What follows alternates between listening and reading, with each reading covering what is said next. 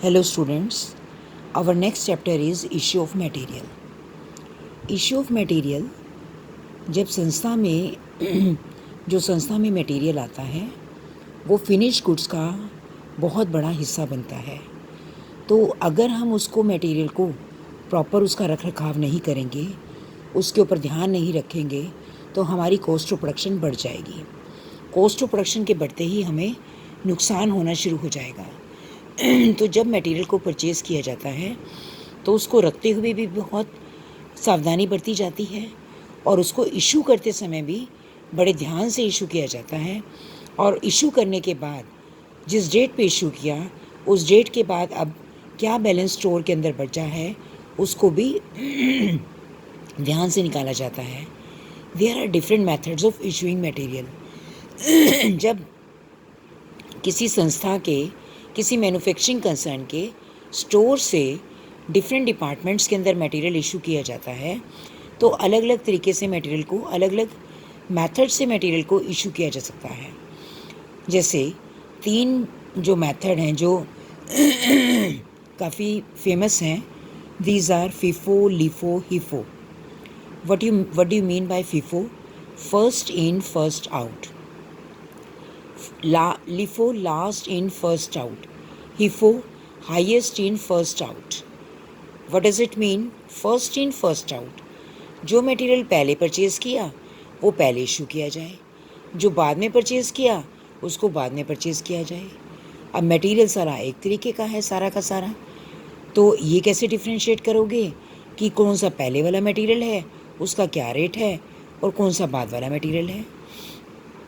कहने का अभिप्राय ये है कि मटेरियल आपने सारा लाकर एक जगह रख दिया तो जब first in first out method use किया जाएगा तो उसमें first in first out method में जब तक सारा पहले लाया हुआ मटेरियल ख़त्म नहीं हो जाता, मतलब उसकी क्वांटिटी ख़त्म नहीं हो जाती, तब तक उतनी क्वांटिटी तक आप उसी वाला रेट चलाओगे।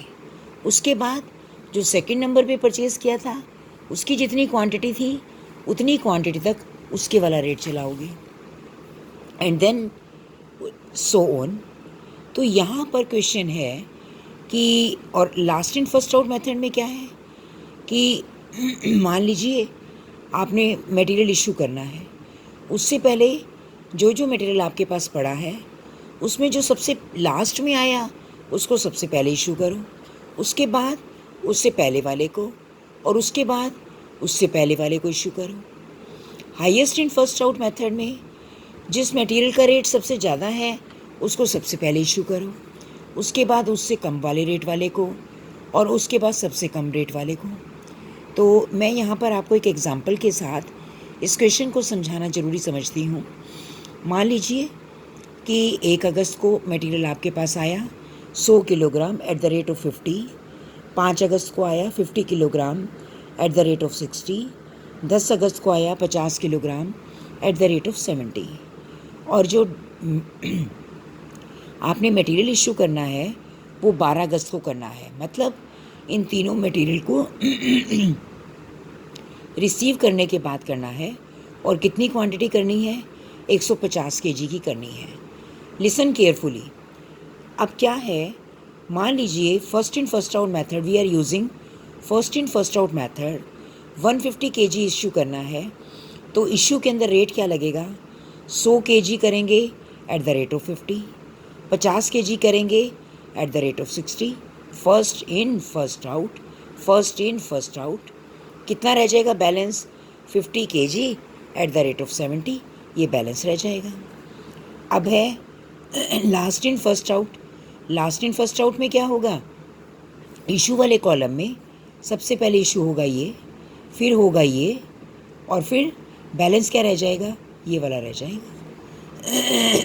Then highest in first out, जिसका रेट सबसे ज़्यादा है वो सबसे पहले इशू करो, ये वाला, फिर उसके बाद ये इशू करो और बच जाएगा क्या? ये वाला आपके पास बैलेंस के तौर पर बच जाएगा। This is highest in first out, जिसका रेट सबसे ज़्यादा है। सपोज़ 70, 50 और 60 होता तो पहले आप ये इशू करते, फिर आप पहले आप ये इशू करते, फिर आप ये इशू करेंगे और ये आपके पास बैलेंस के तौर पर रह जाता। मान लीजिए ये 60 रुपये का होता तो 50 किलोग्राम ये इशू होता, 100 किलोग्राम 60 के रेट से ये होता और 50 किलोग्राम 60 के रेट से 50 के रेट से आपके पास बच जाता in case of highest in first out method के अंदर।